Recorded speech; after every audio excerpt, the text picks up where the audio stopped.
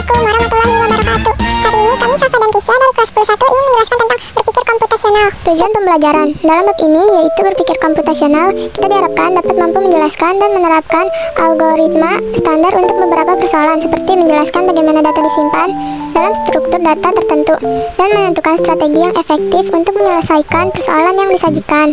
Apa itu berpikir komputasional? Berpikir komputasional adalah pola berpikir dalam menyelesaikan masalah atau problem solving untuk menentukan solusi yang efisien, efektif, dan optimal, sehingga solusinya dijalankan oleh manusia maupun mesin. Jadi, kegiatan berpikir komputasional adalah mencari strategi untuk mengatasi persoalan. Berikut ada 4 fondasi berpikir komputasional. Yang pertama ada abstraksi, yaitu proses menyederhanakan dan merangkum kompleksitas dengan fokus pada fitur atau aspek yang paling relevan, sementara mengabaikan detail yang tidak penting. Dalam kompleks berpikir komputasional, abstraksi membantu kita memahami dan menangani masalah dengan cara yang lebih efisien.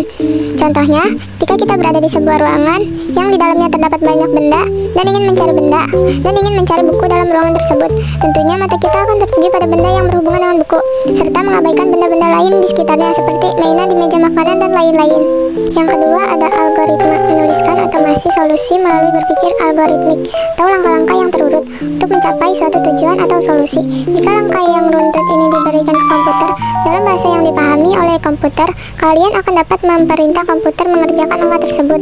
Contoh dalam kehidupan sehari-hari, yang pertama siapkan gelas, yang kedua masukkan kopi, yang ketiga tuangkan air panas, yang keempat tambahkan sedikit gula, yang kelima aduk dan rasakan kopinya, yang keenam jika kurang manis kembali ke poin 4, ketujuh jika sudah pas maka kopinya selesai dibuat. Yang ketiga ada dekomposisi. Dekomposisi masalah adalah langkah di mana kita memecah suatu masalah atau tugas menjadi lebih kecil dan efisien agar lebih mudah dikerjakan. Contoh sederhananya yaitu memasak. Sebelum memasak, tentukan hal pertama yang dipikirkan adalah apa yang akan dimasak, bahan apa yang dibutuhkan, bagaimana cara memasaknya. Dari setiap bagian tersebut akan diselesaikan sehingga masalah utama yaitu memasak akan terselesaikan pula. Yang keempat ada pola. Teknik solusi masalah dengan menyimak pola persoalan tersebut. Dengan menggunakan pengenalan pola, maka seseorang bisa membuat prediksi dan menjadi jalan pintas untuk mencari solusi dari suatu masalah. Contoh pengenalan pola dapat dilihat dari kehidupan sehari-hari, yaitu seperti smartphone, kalian bisa mengenali wajah dan suara, kalian bisa melakukan transkripsi seperti mengubah suara menjadi teks. Algoritma dasar. Yang pertama searching, sebuah metode pencarian guna menemukan data atau informasi yang sedang dicari dalam sebuah kumpulan data yang memiliki tipe data sama. Contohnya mencari buku di perpustakaan. Kedua, mencari informasi di internet. Yang kedua ada sorting, proses mengatur sekumpulan objek menurut aturan atau susunan tertentu. Pengaturan adalah membuat suatu lebih rapih menggunakan suatu aturan. Contohnya yang pertama, pengurutan tinggi badan pada barisan gerak jalan. Yang kedua, mengurutkan nama sesuai abjad. Teknik algoritma untuk melakukan pengurutan. Yang pertama ada bubble sort, algoritma pengurutan data dengan menukar dua data yang bersebelahan saat data tersebut urutannya tidak benar.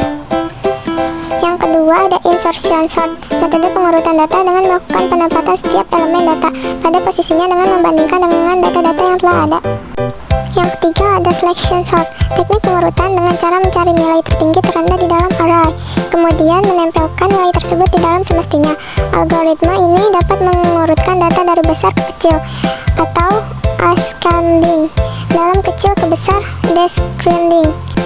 Yang keempat ada merge sort, membagi masalah menjadi beberapa bagian, kemudian mengurutkan setiap bagian.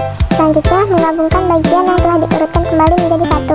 Yang kelima ada quick sort, algoritma pengurutan data dengan teknik memecah data menjadi beberapa bagian. Struktur data. Yang pertama ada tag atau tumpukan, sebuah kumpulan data yang diletakkan di atas data lainnya seperti sebuah tumpukan. Dengan demikian, tag merupakan salah satu struktur data yang merupakan prinsip level atau last in first out, di mana elemen yang terakhir disimpan dalam tag menjadi elemen yang pertama diambil. Yang kedua ada queue atau antrian, suatu kumpulan data yang penambahan elemennya hanya bisa dilakukan pada suatu ujung, disebut dengan sisi belakang atau rear, dan penghapusan atau pengambilan elemen dilakukan lewat ujung yang lain, disebut dengan sisi depan atau front.